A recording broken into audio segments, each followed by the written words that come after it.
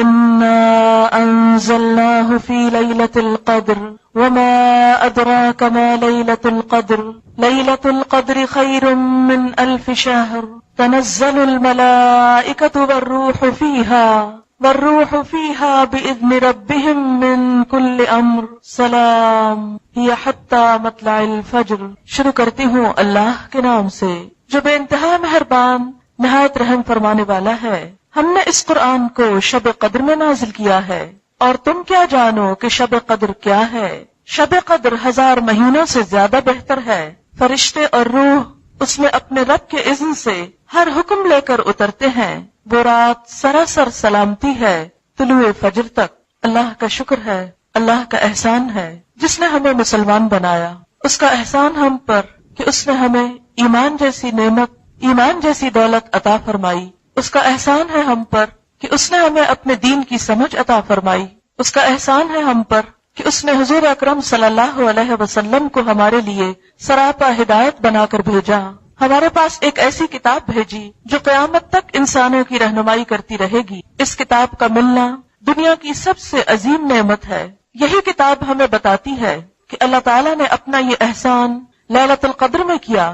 فرمایا انا انزلناہ فی لیلۃ القدر، یقیناً ہم نے اس کو لیلۃ القدر میں نازل کیا۔ لیلۃ القدر کیا ہے؟ وما ادراک ما لیلۃ القدر، اور تم کیا جانو کہ یہ لیلۃ القدر ہے کیا؟ لیلۃ القدر خیر من 1000 شہر، لیلۃ القدر 1000 مہینوں سے زیادہ بہتر ہے۔ یہ ایک رات جس میں اللہ تعالیٰ کا یہ انعام، اللہ کا یہ کلام قرآن حکیم دنیا میں بھیجا گیا۔ یہ رات رمضان المبارک کے آخری عشرے کی راتوں میں سے ایک رات ہے۔ نبی صلی اللہ علیہ وسلم نے اسے آخری عشرے کی طاق راتوں میں 21ویں، 23ویں، 25ویں، 27ویں اور 29ویں میں تلاش کرنے کا حکم دیا۔ آج اس سال کے رمضان المبارک کی یہ آخری طاق رات ہے۔ معلوم نہیں کہ یہی وہ شب قدر ہو جس کی اللہ کے ہاں بہت فضیلت ہے۔ نبی صلی اللہ علیہ وسلم رمضان کے آخری عشرے میں خود بھی جاگتے، اپنے گھر والوں کو بھی جگاتے، اپنی عبادات میں پورے مہینے سے زیادہ سرگرم ہو جاتے۔ آپ صلی اللہ علیہ وسلم نے رمضان کی عبادت میں جن عبادات کو بہترین قرار دیا وہ ایک تو روزہ ہے۔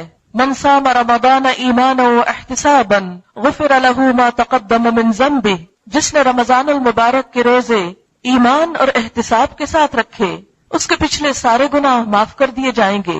الحمدللہ کہ اس نے ہمیں یہ توفیق بخشی اور ہم نے اللہ کے اس حکم کی پابندی کی۔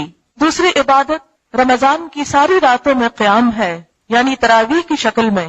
من قام رمضان ایمانا واحتسابا غفر له ما تقدم من ذنبه، جس نے ایمان اور احتساب کے ساتھ رمضان کی راتوں کو قیام کیا اس کے بھی پچھلے گناہ معاف کر دیے گئے۔ لیکن ساتھ ہی ایک اور روایت میں آپ صلی اللہ علیہ وسلم نے فرمایا کم من صائم لیس له من صیامه الا الظمأ، کتنے ہی روزہ دار ایسے ہیں کہ جن کو اپنے روزے سے سوائے بھوک پیاس کے کچھ حاصل نہیں ہوا۔ وَكَم مِّن قَائِمٍ لَيْسَ لَهُ مِّن قِيَامِهِ إِلَّا السَّحَرُ، اور کتنے ہی راتوں کو جاگنے والے، قیام کرنے والے ایسے ہیں کہ جن کو اپنے رات کے قیام میں سوائے رات جگے کے اور کچھ نصیب نہیں ہوتا۔ اللہ نہ کرے کہ ہم ان لوگوں میں سے ہوں کہ جن کے روزے بیکار، محض ایک ظاہری ڈھانچہ، اور جن کی راتوں کا قیام محض ایک دکھاوا ہو۔ اللہ تعالیٰ کے ہاں وہی عبادت قابل قبول ہے جو خالصتاً اسی کے لیے کی جائے، اس لیے کہ جس عبادت کے اندر ایمان نہ ہو، اخلاص نہ ہو، اللہ کی رضا نہ ہو، اس کے ساتھ محبت کا اظہار نہ ہو، اس کا تقوی نہ ہو، وہ عبادت نہیں۔ اسی طرح عبادت کی قبولیت کے لیے یہاں پر لفظ احتساب آیا۔ احتساب کا ایک معنی ہے کہ اجر و ثواب کی نیت اللہ پر رکھی جائے کہ وہی ہمیں اس کا اجر عطا کرے گا، اور دوسرا یہ کہ خود احتسابی انسان اپنا جائزہ لے، اپنی نیت کو پرکھے، اپنا احساس کرے، خود کو جانچے، اس لیے کہ اپنے سے زیادہ کوئی اور خود کو پرکھ نہیں سکتا۔ سب سے زیادہ ہم خود اپنا جائزہ لے سکتے ہیں، جیسا کہ سورۃ القیامہ میں اللہ تعالیٰ فرماتے ہیں بل الانسان علی نفسہ بصیرا ولو القی معاذیرا، انسان اپنے آپ سے خوب آگاہ ہے، خواہ وہ کتنی ہی معذرتیں کیوں نہ پیش کرے۔ دوسروں کے سامنے تو ہم کسی بھی کام کے، اچھے یا برے کے، بہت سے بہانے کر سکتے ہیں، عذر کر سکتے ہیں، دکھاوا کر سکتے ہیں، لیکن ہمارے اندر کی حالت کیا ہے وہ سوائے ہمارے کوئی اور جان نہیں سکتا۔ اس لیے انسان جب تک خود اپنے آپ سے خیر خواہ نہ ہو، خود اپنی بھلائی چاہنے والا نہ ہو، خود اپنی نیتوں کو پرکھنے والا نہ ہو، خود اپنے دل کا جائزہ لینے والا نہ ہو، اس وقت تک کوئی انسان کسی دوسرے کا بھلا نہیں کر سکتا۔ ساری دنیا مل کر بھی ہمارے ایمان کو فائدہ نہیں پہنچا سکتی، ہماری نیت کو درست نہیں کر سکتی، ہمیں اللہ تعالیٰ کا قرب اور تقوی کا احساس نہیں دے سکتی، جب تک یہ تڑپ، جب تک یہ احساس ہمارے اپنے اندر سے نہ جاگے۔ اس لیے اصلاح کا پہلا نقطہ، اصلاح کی پہلی سیڑھی خود انسان کے اپنے اندر ہے۔ لہذا رمضان المبارک کی تیسری چیز جس پر بخشش کا وعدہ ہے وہ لیلۃ القدر کا قیام ہے۔ من قام لیلۃ القدر ایمانا و احتسابا غفر له ما تقدم من ذنبه، کہ جس نے لیلۃ القدر میں ایمان اور احتساب کے ساتھ قیام کیا اس کے بھی پچھلے گناہ معاف کر دیے گئے۔ لہذا اس رات کی بھی افضل ترین عبادت، اہم ترین عبادت، سنت نبوی صلی اللہ علیہ وسلم کے مطابق عبادت قیام اللیل ہے، یعنی رات کو نماز میں کھڑے ہو کر قرآن پاک کا پڑھنا یا سننا، یہ اس رات کی افضل ترین عبادت ہے۔ اسی لیے آج کا پروگرام قیام اللیل سے شروع کیا گیا ہے۔ بات یہ ہے کہ ہم میں سے ہر شخص اس قابل نہیں ہوتا کہ وہ قرآن کا ایک بڑا حصہ زبانی یاد کر سکے، لہذا یہ سہولت کہ رات کے وقت عورتوں کو گھروں سے نکال کر ایک جگہ جمع کرنا اس وجہ سے ہے تاکہ ان لوگوں کے ساتھ قرآن پاک پڑھا جا سکے، سنا جا سکے، نماز ادا کی جا سکے جنہیں اللہ تعالیٰ نے یہ سعادت بخشی ہے۔ اور پھر انفرادی طور پر عبادت کرنے سے بسا اوقات انسان کے اندر سستی آ جاتی ہے۔ جب انسان دوسروں کے ساتھ مل کر ایک کام کرتا ہے تو دوسروں کو دیکھ کر انسان نیکی پر ثابت قدمی اختیار کرتا ہے کہ اگر دوسرے جاگ رہے ہیں تو میں بھی جاگ سکتا ہوں، اگر دوسرے کھڑے ہو کر عبادت کر رہے ہیں تو میں بھی کر سکتا ہوں، یا دوسرے دعائیں مانگ رہے ہیں تو میں بھی یہ مانگ سکتا ہوں، میں آخر دوسروں سے پیچھے کیوں رہوں۔ اس لیے الحمدللہ اس رات کی عبادت کا ایک حصہ آپ نے مکمل کیا رمضان ہی کی رات میں، پھر دوسرا حصہ قرآن پاک کو سمجھنا، کیونکہ یہ قرآن انہی راتوں میں سے ایک رات میں لیلۃ القدر میں اللہ تعالیٰ نے نازل فرمایا۔ اس رات کی قدر و قیمت دوسری راتوں کے مقابلے میں آخر کیوں ہے؟ یہی رات کیوں؟ سال میں بے شمار راتیں ہیں، کئی سو راتیں ہیں، ان کے اندر جاگنا یا ان کی عبادت اتنی اہم کیوں نہیں؟ اور ان راتوں کی عبادت اتنی اہم کیوں ہے؟ اس لیے کہ اس رات کو اللہ تعالیٰ نے فضیلت بخشی، اس کی قدر اور اس کی اہمیت خود بتائی۔ اِنَّا أَنزَلْنَاهُ فِي لَيْلَةِ الْقَدْرِ، قدر کا معنی قدر و قیمت بھی ہے۔ اس رات کی قدر و قیمت یعنی قدر و قیمت والی رات کیوں ہے کہ اس رات میں اللہ تعالیٰ نے قرآن پاک اتارا ہے۔ تو جس رات میں قرآن پاک اتارا گیا اس رات کو قرآن پاک کی وجہ سے یہ اہمیت حاصل ہوئی، اس کی یہ فضیلت کہ لیلۃ القدر خیر من الف شہر، لیلۃ القدر 1000 مہینوں سے بڑھ کر بہترین رات ہے۔ اس کی بنیادی وجہ یہی ہے کہ اس رات میں قرآن پاک نازل کیا گیا۔ قرآن پاک اللہ تعالیٰ کا ایک احسان ہے ہم پر، لہذا اس احسان کو محسوس کرنا، اس احسان کو احسان سمجھنا آخر کس طرح ہو سکتا ہے؟ اسی وقت جب ہم اس کتاب کا حق ادا کریں۔ اس کتاب کا حق کیا ہے؟ نمبر 1 کہ اس کو صحیح طور پر پڑھنا آئے، جس طرح یہ اتری ہے اسی طرح اس کو پڑھا جائے۔ نمبر 2 اس کو سمجھا جائے، اس پر غور و فکر کیا جائے۔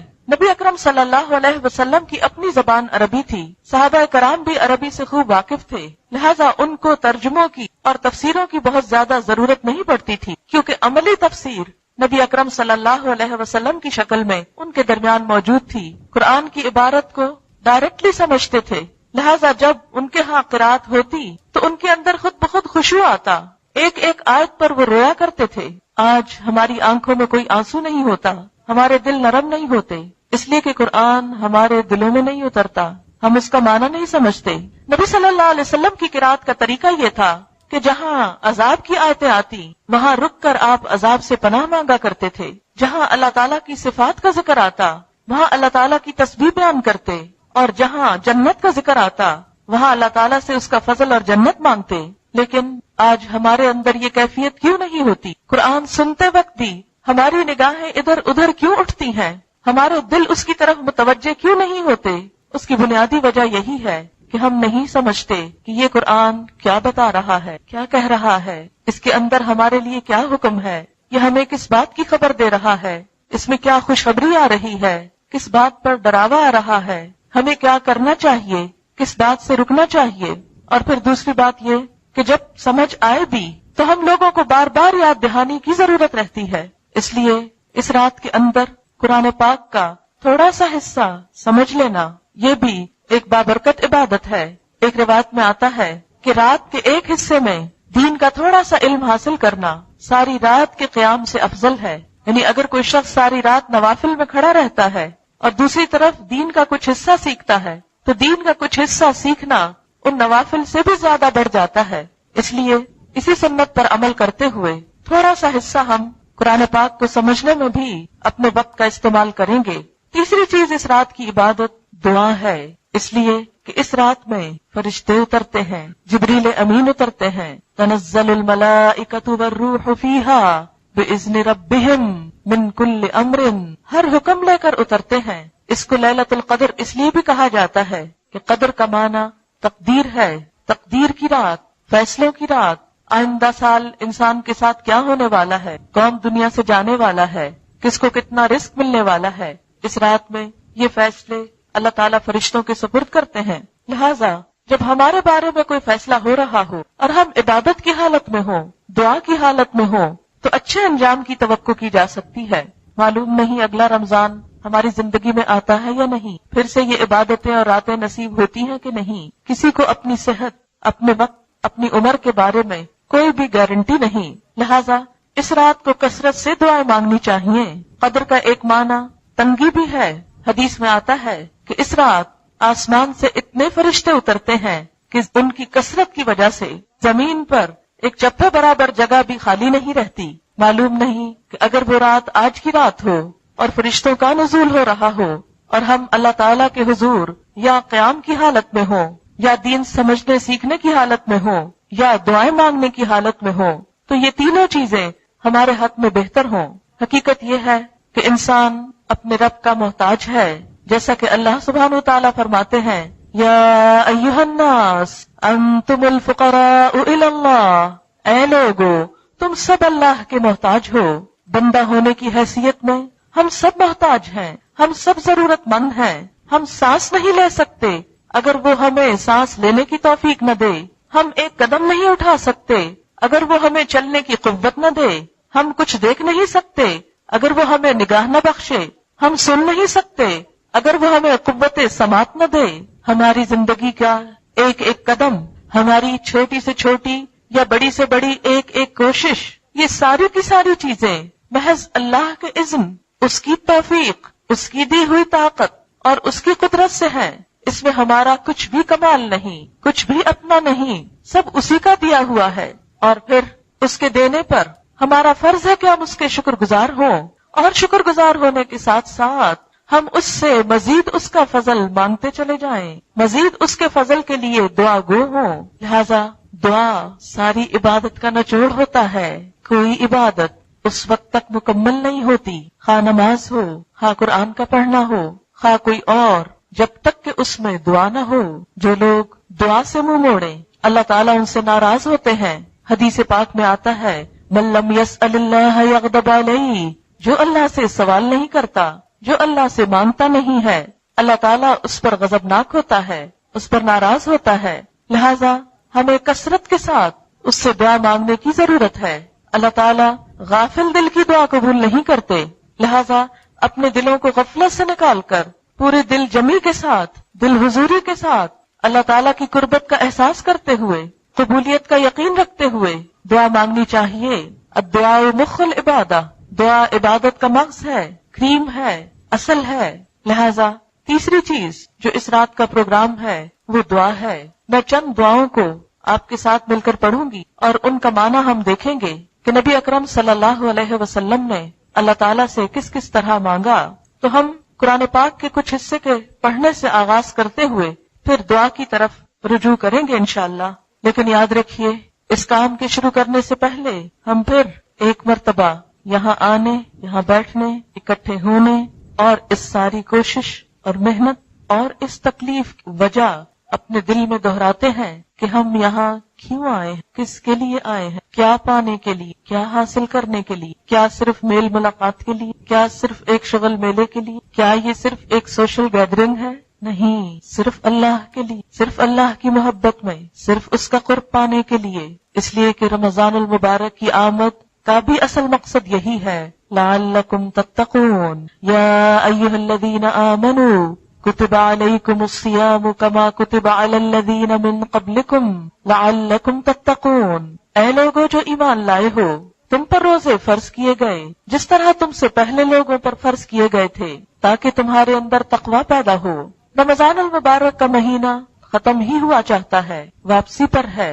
ہم سب اپنا اپنا جائزہ لیں کہ کیا ہمارے اندر وہ تقوی پیدا ہوا ہے. تقوی کیا ہے؟ اللہ تعالیٰ کے ساتھ تعلق کا نام, اللہ تعالیٰ کے ساتھ قربت کا احساس, دل میں اس کا خوف, اس سے ایسی محبت کا نام کہ جس میں انسان مشکل سے مشکل کام کر سکے, اس کی اطاعت کا ایسا خوف کہ اپنی پسندیدہ ترین چیز کو اس کی خاطر چھوڑ سکے, ایسا احساس اس کی ذات کا کہ اس کا حکم سن کر پھر ہم بیٹھے نہ رہ جائیں, فوراً ہی لپک پڑیں تاکہ ہمارا شمار ان لوگوں میں ہو.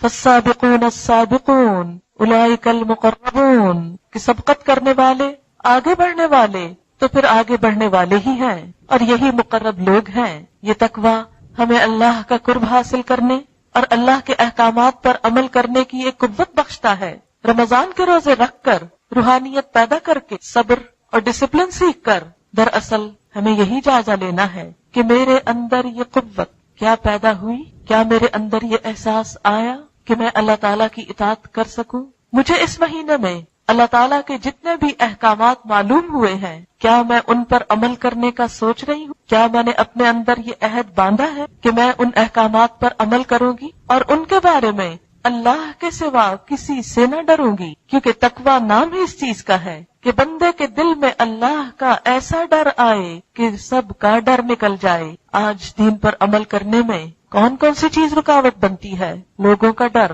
معاشرے کا ڈر, مستقبل کا ڈر, بھوکے ہو جانے کا ڈر کہ جاب نہ چلی جائے. یہ سارے ڈر ہمیں اپنے دل سے نکال کر اپنے آپ کو اللہ کے لیے خالص کرنا ہوگا. جب انسان کے اندر طاقت آتی ہے, قوت آتی ہے, صحت ہوتی ہے, تو بڑے سے بڑا مشکل کام اس کو بھاری نہیں لگتا, آسانی سے کر جاتا ہے, جرأت مندانہ قدم اٹھا لیتا ہے. لیکن جب انسان جسمانی طور پر کمزور ہوتا ہے تو پانی کا ایک گلاس اٹھا کر پینا بھی اس کے لیے دوبھر ہو جاتا ہے. بالکل اسی طرح جب ایمان کمزور ہوتا ہے, روحانی صحت کمزور ہوتی ہے, تو انسان کے لیے اللہ تعالیٰ کے چھوٹے سے حکم پر بھی عمل کرنا بڑا مشکل لگتا ہے. ہائے کس طرح کریں؟ جیسے منافقین کا حال ہوتا تھا جس کی نقشہ کشی قرآن پاک میں کی گئی, وَلَا يَأْتُونَ الصَّلَاةَ إِلَّا وَهُمْ كُسَالَىٰ, کہ نہیں وہ آتے نماز کی طرف مگر سستاتے ہوئے.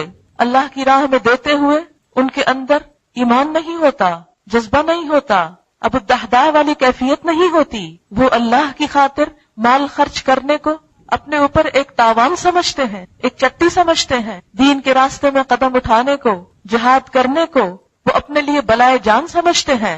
لیکن جس دل کے اندر ایمان کی طاقت آ جاتی ہے, پھر صحابہ کرام جیسا ایمان جب پیدا ہوتا ہے, دشت دشت صحرا بھی نہ چھوڑے ہم نے, بحر ظلمات میں دوڑا دیے گھوڑے ہم نے.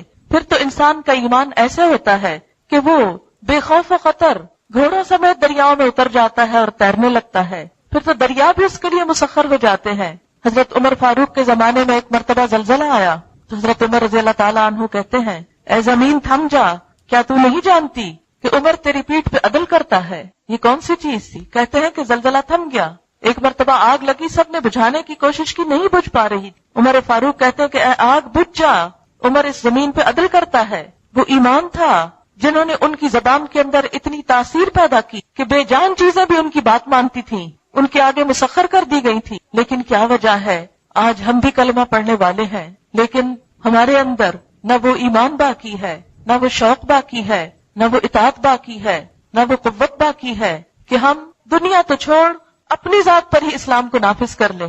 کہ غیبت کا موقع آئے تو زبان روک لیں, کسی پہ ظلم کا موقع آئے تو ہاتھ روک لیں, اللہ کی حدود کا موقع آئے تو ان حدود کو قائم رکھیں, ان کو توڑے نہیں, اس کی نافرمانی کر کے اس کے غضب کو نہ بھڑکائیں. یہ سب کچھ کب پیدا ہوتا ہے؟ تقویٰ سے. تقویٰ کیسے آتا ہے؟ روزے سے, تراویح سے, قرآن پڑھنے سے, رمضان سے. آج ہم سب خود سے پوچھیں کیا روزے نے میرے اندر ایمان کی قوت پیدا کی کہ میں اس کی اطاعت کر سکوں؟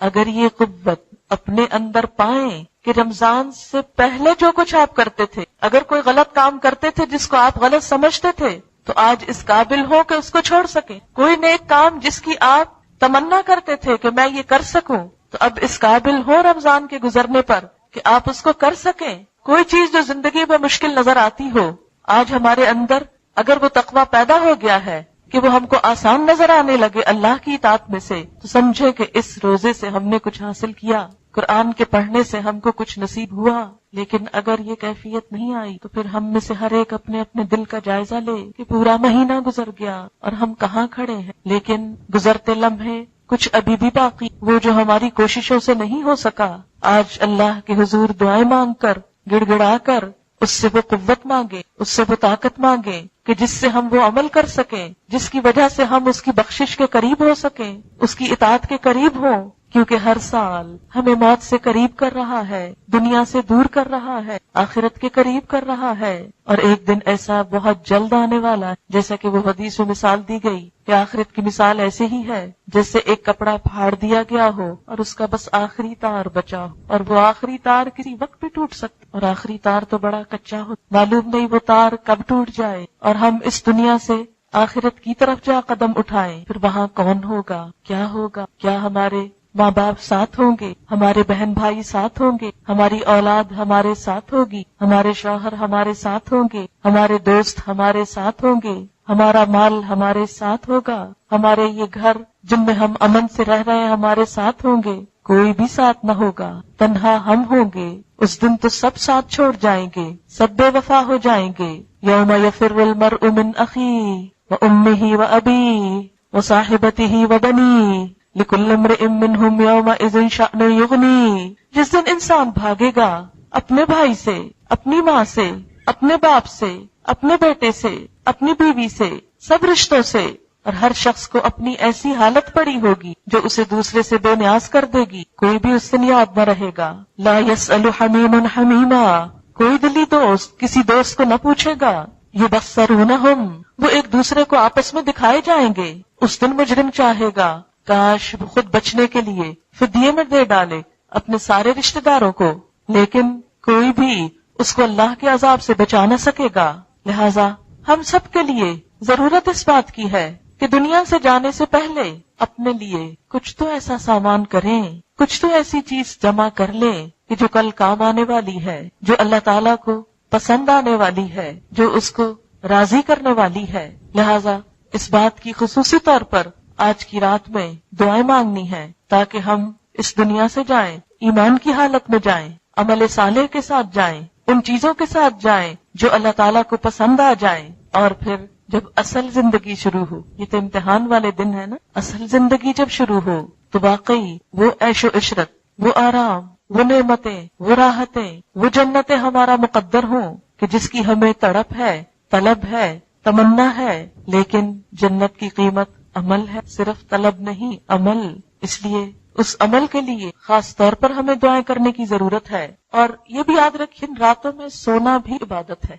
کچھ نہ کچھ وقت کے لیے ضرور سو، اور سو کر اٹھ کر پھر دوبارہ عبادت جو ہے دیدہ ہے، لہٰذا کچھ آپ فجر کچھ اور بھی پڑھ سکتے ہیں، لیکن یہ سوچنا کہ ساری رات جاگے تو یہ زیادہ اچھا ہے، نبی صلی اللہ علیہ وسلم سے یہ ثابت نہیں کہ وہ پوری کی پوری رات جاگتے، وہ کچھ نہ کچھ حصہ ضرور سو دعا ہے۔ پہلے اس کا ترجمہ وغیرہ پڑھوں اور پھر میں آپ کو کہلواؤں گی تاکہ دل کے ساتھ یہ دعا مانگی۔ اللہم اے اللہ، انی اسألک، بے شک میں تجھ سے سوال کرتا، تجھ سے مانگ، من الخیر، خیر میں، کلہ، ساری، اللہ میں تجھ سے ہر خیر کا۔ اب دیکھیں کہ بندے کو تو ہر خیر کا نہیں پتا ہوتا کہ کس چیز میں بھلائی ہے اور کس میں نہیں، اللہ کو زیادہ پتا ہے۔ لہٰذا جب ہم یہ کہتے ہیں کہ اے اللہ میں تجھ سے ہر خیر کا سوال کر، عاجلی ہی، جلدی ملنے والی، و آجلی، اور دیر سے ملنے، مجھے بھلائی چاہیے، وہ جو جلدی آئے اور وہ بھی جو ٹھہر کے آئے، لیکن بھلائی ہی چاہیے۔ ما علمت منہ، جو میں اس میں سے جانتا، وما لم، واعوذ بک، اور میں تیری پناہ چاہتا، من الشر کلہ، ہر طرح کے شر سے، عاجلی، جلدی آنے والی، وآجل، دیر سے، ما علمت منہ، میں جانتا کہ کچھ چیزوں انسان اب برا سکتا، وما لم، میں آپ کو یہ کہہ رہی کہ پروننسیشن کے ساتھ جب دعا مانگی جاتی تو وہ زیادہ فائدہ دیتی۔ بعض اوقات ہم سے کارڈ لے میں پڑھنا نہیں ہے کیا لکھا، جیسے تیسے پڑھتے۔ دوسری بات یہ سب مل کر جب ہو سکتا ہے کسی طرح نیکی سب کی اکٹھی اٹھے، یاد بھی اٹھے گی اور ایک تعلیم تعلیم کا سلسلہ بھی یاد ہی ہو جائے، زبانی حصہ بنے.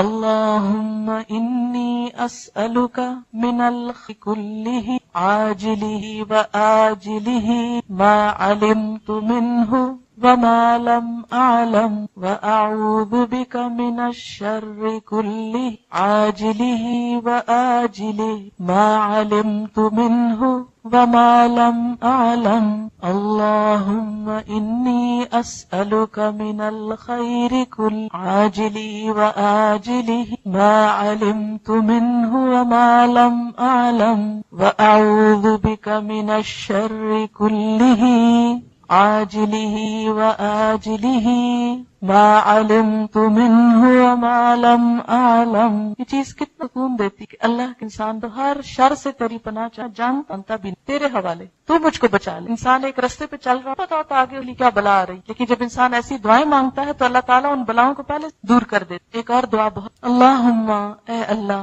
انا نس بے شک ہم تجھ سے سوال کر، من خیر ہر اس بھلائی میں سے، ما جو سأل سوال کیا تجھ سے، یعنی جس کا سوال کیا تجھ سے، منہ نبیوں کا محمد صلی اللہ علیہ وسلم، تیرے نبی محمد صلی اللہ علیہ وسلم نے، کیونکہ آپ تمام انسانوں سے زیادہ بھلائیوں کو جاننے. بھلائی کس کی، لہٰذا جو بھلائیاں آپ نے مانگی میں بھی وہی. کتنی جامع دعا ہے یہ، جاننا کہ آپ نے کیا کیا مانگا یہ ایک مشکل کام ہے. ساری زندگی بھی آپ لگا دیں تو شاید وہ سب کچھ نہ مانگ پائیں جو آپ صلی اللہ علیہ وسلم نے مانگا. اس لیے جب ہم یہ کہتے ہیں کہ اللہ ہم وہ سب کچھ مانگتے ہیں جو آپ نے مانگا، تو گویا چھوٹے سے الفاظ میں ایک بہت بڑی دعا مانگ. وَنَعُوذُ بِكَ اور ہم پناہ چاہتے ہیں تیری، من شر ہر اس شر سے، مستعاذ منہ اس سے پناہ مانگی نبیوں کا محمد صلی اللہ تیرے نبی صلی اللہ علیہ وسلم نے، یعنی جس شر سے بچنے کے لیے دعا کی، یا اللہ تو ہم کو بھی ہر اس شر سے بچا لے. لیکن ہمیں آپ صلی اللہ علیہ وسلم سے اگر محبت ہے، ہم آپ کا ساتھ چاہتے ہیں کہ قیامت کے دن آپ ہماری شفاعت کریں، ہم آپ کے ساتھ ہوں، تو اسی وقت ہو سکتے ہیں کہ جب ہم وہ کام کریں جو آپ نے کی، اور ان چیزوں سے بچیں جن سے آپ بچے، یا ہمیں وہی بھلائیاں ملیں جو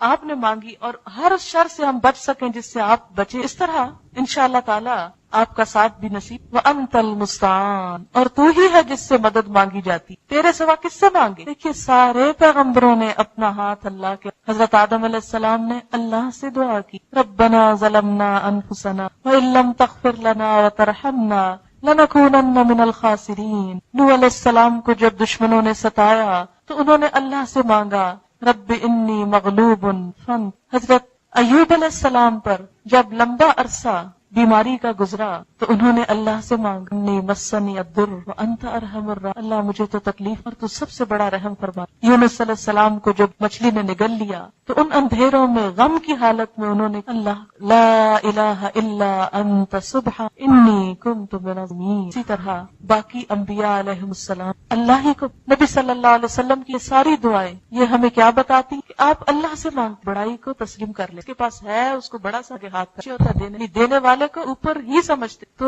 دعا مانگنا دراصل بڑائی کو مان لے. اللہ تو ہم بندے عاجز المستعان ہی تو ہے، اس سے مانگا جاتا جس سے مدد طلب کی جاتی. تیرے سوا کے پاس کس سے مانگے، کون دے سکتا، کون سن سکتا ہے. آپ دیکھیے بعض کو ضرورت پڑ، اس کا دروازہ اس کو جگاؤں، وہ دے سکتے، کام آ سکتے بہت بتانے کے. کہتی اندر آئے بات نہیں، ان سے رحم بھی نہیں مانگا. کہتی میرے منہ سے اچانک یا اللہ تو بڑا ہی نہیں، نہ وہ کچھ نہ وہ ہاتھ لگا سکتے، جیسے آئے تھے ویسے چلے گئے. یا اللہ تو بڑا تیرے. اور کہتی مجھے ڈرنے کی طاقت. کہتے میں آپ کو صرف یہ بتانا ہے جو قرآن میں، کہ قرآن کے بغیر مجھے اس کتاب مان، اور کہ اللہ بڑا، کہ جب انسان کو بڑا سمجھتا کر لے چیز بے بس ہو جاتا. جب بھی دعا مانگ یقین یا اللہ تو دے سکتا. اس وقت کس سے مشورہ چھڑانے، کون بچانے، کوئی نہیں، تو ہی کر. میں نے یہ ٹاپک وغیرہ لے کے میں ان کو جب یہ میں نے ان کو کوئی جواب نہیں دیا، اور میں ان کو کہہ رہی وہ آگے سے جواب دے. دعا تو بہت کی ہے آپ کو، میرے ہاتھ میں اگر تم اللہ سے مایوس بات چیز کوئی حقیقت نہیں تھا جو اللہ ہی یقین سے پکارتے خدا. جب بھی کوئی آپ کو دعا کر جملے کو سمجھا کر، چھوٹا حدیث میں آتا ہے دعا بلاؤں کے معاملے میں بھی فائدہ دیتی ہے اتر چکی، اور ان کے مقابلے میں بھی فائدہ دیتی ہے جو ابھی آئی نہیں ہوتی. کچھ دعائیں تو اس وقت انسان مانگتا ہے جو انسان کو پریشانی ہے، تو اس دعا سے پریشانی چلی جاتی. جیسے حضرت نوح علیہ السلام کو نجات ہو، جیسے حضرت یونس علیہ السلام کو نجات ہو، جیسے ایوب علیہ السلام کی، زکریا علیہ السلام کو اولاد نصیب. یہ سب کو اس کا نتیجہ تھا. بتائیں دعاؤں کا نتیجہ تھا. ہم کیوں نہیں مانگتی؟ دعاؤں میں یقین پیدا کریں، زاری پیدا کریں، بندوں پہ بھروسہ نہ کریں، اللہ پہ کریں. کوئی میرے تیرے جیسا کوئی کسی کا کچھ نہیں بنا سکتا، نہیں دے سکتا. سب باتیں رب خلوص نئے یقین کے ساتھ ساتھ اس کی طرف آپ توجہ کریں، ضرور سنیں، خزانوں کی چیز کی کمی نہیں، یہ رات قبول یقین سے مانیں۔ بھی تو اتنی پریشان، جتنے اگلی چیزیں زندگی میں تکلیف دیتی، جن چیزوں کے فکر میں ہم سب، دنیا کا ہو یا آخرت، ان سب چیزوں کے معاملے میں اللہ فائدہ دیتی۔ دعا ایسی چیز جو رد نہیں، یا تو فوراً مل جاتی ہے، یا کوئی تکلیف ٹل جاتی ہے، یا آخرت کے لیے جمع ہو جاتی ہے۔ قیامت کے دن جب انسان جائے گا اللہ کے پاس اور اپنی دعاؤں کو جمع ہوتے دیکھے گا، انسان کہے گا کاش دنیا میں کچھ نہ ملی بھی مایوس ہو کے نہیں دعا کر، یقین سے۔ اور اگر دیر ہو رہی ہے نا قبولیت میں تو ضرور سوچیں کہ ابھی اس قابل نہیں سنبھال سکتے، ابھی اہل نہیں، پورے یرد مانگی جا سکتے، اور بس علیک البلا، اور تجھ تک ہی پہنچائیں بھی۔ بعض اوقات کسی کو اپنی مصیبت پتہ ہے الٹا ہنس، کوئی برا بلا کہنے، کوئی ترس کھانے لگتا ہے، کوئی جو بندے کو نہ شرمندہ کر، نہ اس پہ ہنس، نہ اس کو رسوا کر، نہ اسے نگاہوں میں حقیر اور ذلیل، وہ بھی دکھ جو تکلیف تک پہنچا تیرے حوالے، تو ہی جو چاہے ان کے ساتھ، اور تجھ سے تو خیر ہی خیر کی، ولا قوت، کوئی بھی مدد اللہ ہی، جو ہونا ہے اسی کے عزت، اسی کی توفیق، اسی کی مدد سے، اتنا خالص یہ عقیدہ ہو فائدہ۔ اب اس جذبے کے ساتھ اللہم انا نسألک من خیر ما سألک منہ نبیک محمد صلی اللہ علیہ وسلم ونعوذ بک شر ما استعاذ منہ نبیک محمد صلی اللہ علیہ وسلم وانت المستعان وانت المستعان وانت المستعان وعلیک البلاغ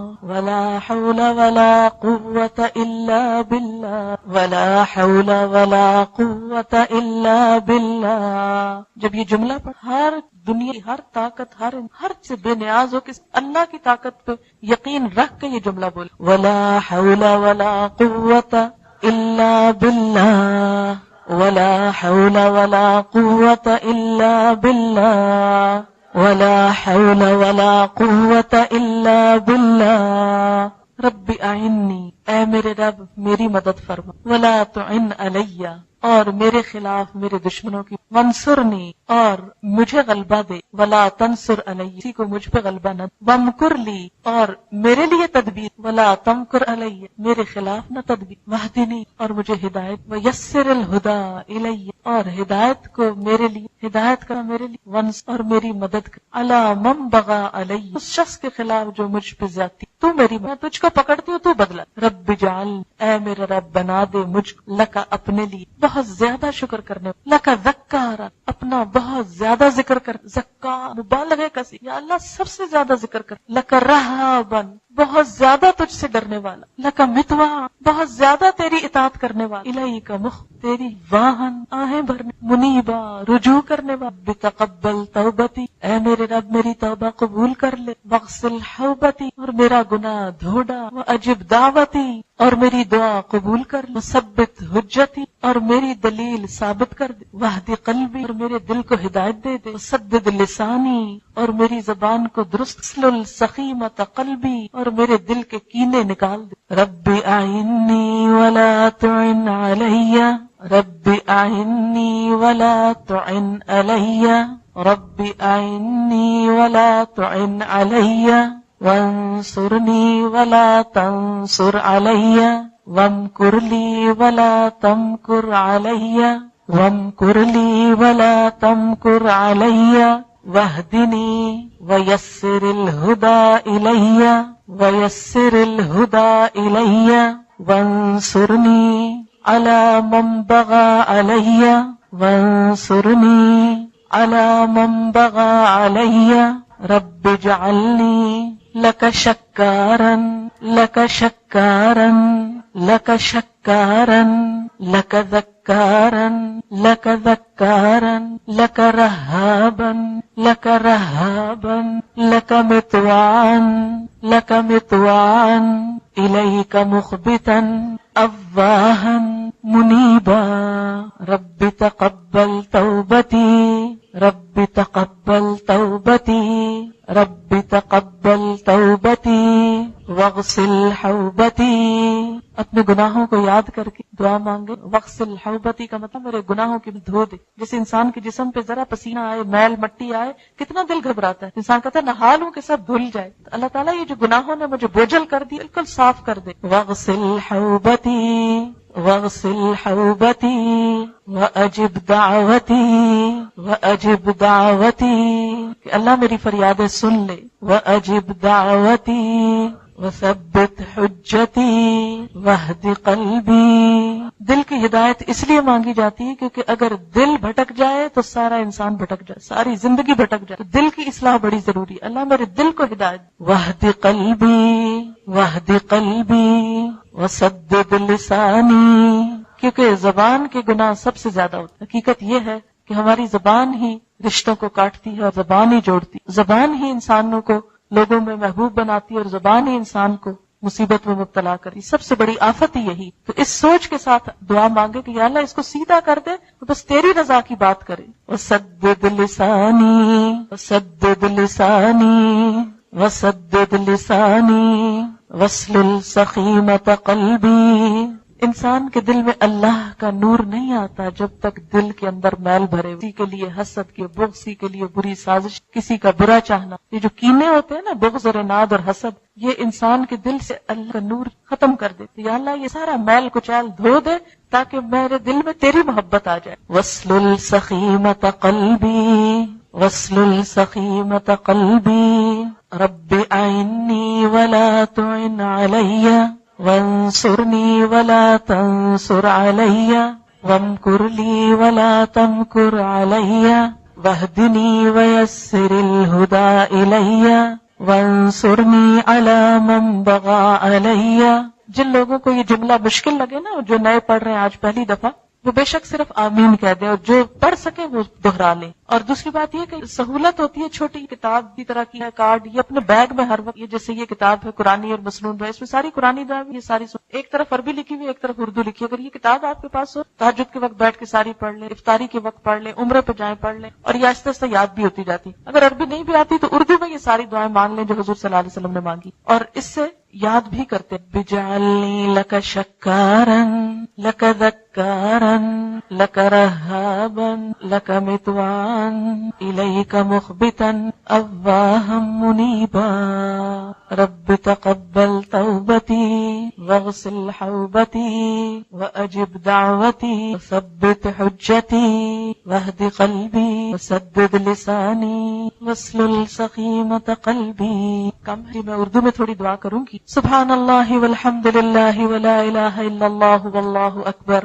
ولا حول ولا قوة الا باللہ العلی العظیم۔ اللہم صل علی محمد وعلی آل محمد کما صلیت علی ابراہیم وعلی آل ابراہیم انک حمید مجید، وبارک علی محمد وعلی آل محمد کما بارکت علی وعلی آل ابراہیم وفی الآخرۃ وقنا۔ یا اللہ پاک، یہ قرآن جو مکمل ہوا اپنی رحمت سے قبول فرما، جنہوں نے پڑھایا ان کی کوشش قبول فرما، جنہوں نے سنا ہے ان کی کوشش قبول فرما، ہم سب کو عمل کی توفیق عطا فرما۔ اس کا قرآن ہمارے دلوں میں اتار دے، اس کو ہمارے حق میں حجت بنانا، اس کو ہمارے خلاف حجت نہ بنانا۔ یا اللہ ہماری نیتوں کو صرف اپنے لیے خالص کر، ہمیں ہر طرح کی ریاکاری سے بچا۔ یا اللہ اس پر ہمیں عمل کی توفیق عطا فرما، اس کو ہمارے لیے صدقہ جاریہ بنا۔ یا رب العالمین ہمارے بچوں کو ہدایت عطا فرما، انہیں نیکی کی توفیق عطا۔ یا اللہ ہمارے والدین پر اپنی رحمت فرما، ان کے درجات بلند فرما، ان کو صحت کاملہ عطا فرما۔ یا اللہ جتنے بھی حاضرین مجلس ہیں، ان کے دلوں میں جو دعائیں ہیں، نیک تمنائیں، یا اللہ ان سب کو پورا فرما۔ یا اللہ مسلمانوں کے درمیان باہم محبت پیدا کر، اتفاق اور اتحاد پیدا کر دے۔ اللہ ہمیں ان کاموں کی توفیق دے جن سے تو راضی ہو جائے۔ یا اللہ جو بھی ہماری زندگی میں کوئی غلط بات اور کام ہو، اللہ ہماری زندگی کو اس سے دور کر دے، ان غلط چیزوں کو ہم سے ہٹا دے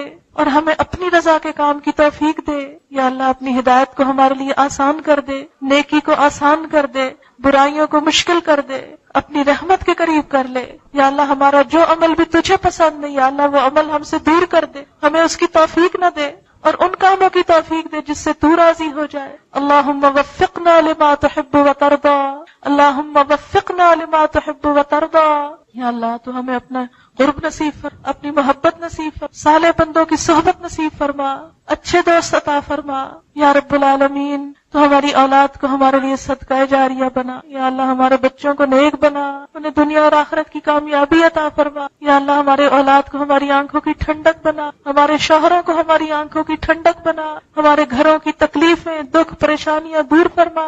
یا اللہ بیماریاں دور فرما۔ یا اللہ جو اپنے بچوں کے لیے پریشان ہے، رشتوں کے لیے ان کی پریشانیاں دور فرما۔ یا رب العالمین جو مالی پریشانیوں میں مبتلا ان کی پریشانی دور کر دے، مقروض لوگوں کی مدد فرما، یا رب العالمین جو رزق حلال کے لیے کوشاں ہیں ان کی مدد فرما، پاک حلال وافر رزق عطا فرما، یا رب العالمین تو ہم سب کی مدد فرما، یا اللہ اس قرآن کی روشنی گھر گھر میں پھیل جائے، دنیا کے گوشے گوشے میں پھیل جائے، جو لوگ بھی اس کام کے لیے کوشش کر رہے ہیں ان سب کی کوششوں کو برکت عطا فرما، سب کی محنتوں کو قبول فرما، یا اللہ مسلمانوں کو ایک کر دے، یا اللہ سب کے گھروں میں سکون پیدا کر دے، سب کے درمیان موافقت پیدا کر دے، یا رب العالمین امت مسلمہ میں اتحاد پیدا کر دے، یا اللہ بوسنیا، چچنیا، کشمیر، فلسطین کے مسلمانوں کی مدد فرما، یا اللہ ان مظلوم مسلمانوں کی مدد فرما، یا اللہ جن پر تیرے نام کی وجہ سے ظلم ہو رہا ہے یا اللہ ان کی مدد فرما، یا رب العالمین تو سب کو ہدایت عطا فرما، سب کو نیکی کی توفیق دے، یا اللہ ہم اپنی طاقتوں کو غلط کام کی بجائے اچھے کاموں میں لگائیں، یا اللہ ہماری منزلوں کو ہمارے لیے واضح کر دے، ہماری زندگی کو بامقصد کر دے، اس مقصد کے لیے ہمیں دن رات کوشش کی توفیق دے، جو کوششیں ہم کر رہے ہیں ان میں برکت پیدا کر دے، ان کو قبول کر لے، یا رب العالمین ساری دنیا میں تیرا نام بلند ہو جائے اور ہمیں اس کام کے لیے چن لے، یا اللہ یہ کام ہم سے لے لے، یا اللہ ہم سب کو اس کے لیے کوشش کی توفیق دے، یا اللہ اس کام کے لیے آگے بڑھنے کی توفیق دے، یا اللہ ہمیں اپنا وقت، اپنا مال، اپنی جوانی، اپنی زندگی اس کام میں لگانے کی توفیق، یا رب العالمین تو ہمارے گناہوں کو، کوتاہیوں کو معاف کر دے، ہماری نیتوں کے خلل کو دور کر دے، یا رب العالمین تو ہماری ان کوششوں کو قبول فرما، یا اللہ ہمارے دلوں میں نور ایمان پیدا کر دے، یا رب العالمین آج کی رات کی رحمتیں اور برکتیں ہم کو نصیب کر دے، ہمارے دلوں کو بدل دے، ہمارے دلوں کو ہدایت دے دے، یا رب العالمین اس عمل کی توفیق جو تجھ کو پسند آ، رب اوزعنی ان اشکر نعمتک التی انعمت علی وعلی والدی وان اعمل صالحا ترضى وَأَصْلِحْ لِي فِي ذُرِّيَّتِي إِنِّي تُبْتُ إِلَيْكَ، یا رب العالمین تو اپنی رحمت سے ہم سب کو دنیا اور آخرت میں بلند درجے عطا فرما، یا اللہ ہمارا انجام اچھا کر، اللہم احسن عاقبتنا فی الامور کلہا واجرنا من خزی الدنیا وعذاب الآخرہ، رب العالمین ہماری موت ایمان پر مرتے وقت کلمہ نصیب، اللہم اعنی علی غمرات الموت وسکرات الموت، موت کی بے ہوشیوں میں تو ہمارا مددگار ہو جانا، ہماری جان آسانی سے نکل، ہمیں شہادت کی موت دے، یا اللہ ہماری قبروں کو روشن کر دینا، انہیں جنت کے باغوں میں سے ایک باغ بنا دینا، یا اللہ دوزخ ہم پہ حرام کر دینا، یا رب العالمین اپنی مخلوق کو، اپنے بندوں کو اس آگ سے بچنے کی توفیق، یا رب العالمین ہمارا حساب آسان کر دینا، یا اللہ ہمیں جنت الفردوس میں جگہ عطا فرما، اللہ جہنم سے بچا لینا، پل صراط کو امن امان سے پار کرا دینا، استقامت سے پار کرا دے، یا اللہ اس بڑی آگ کے شر سے بچا لے، یا اللہ دنیا اور آخرت میں ہماری حفاظت فرما، یا رب العالمین تو اپنے مشن کی تکمیل فرما، یا رب العالمین اپنے اس کلام کو دنیا کے بندے تک پہنچانے کی توفیق دے، یا اللہ اس کام کو ہم سب کے لیے آسان کر دے، ہم سب کا اس میں حصہ ڈال، ہم سب کو خالص نیت سے اس کے لیے کوشش کی توفیق دے، یا اللہ تو ہماری ان ٹوٹی پھوٹی کوششوں کو قبول کر لے، یا اللہ تو ہمارے گناہوں کو معاف کر دے، اور جو باتیں تجھ کو ہم سے اچھی نہ لگے ان کو ہم سے دور کر دے، ربنا تقبل منا انک انت السمیع العلیم وتب علینا انک انت التواب الرحیم، وصلی اللہ تعالی علی خیر خلق محمد وعلی آلہ واصحابہ اہل بیتہ اجمعین برحمتک یا ارحم الراحمین، الہی آمین، سبحانک اللہم وبحمدک نشہد ان لا الہ الا انت نستغفرک ونتوب الیک، والسلام علیکم ورحمۃ اللہ وبرکاتہ۔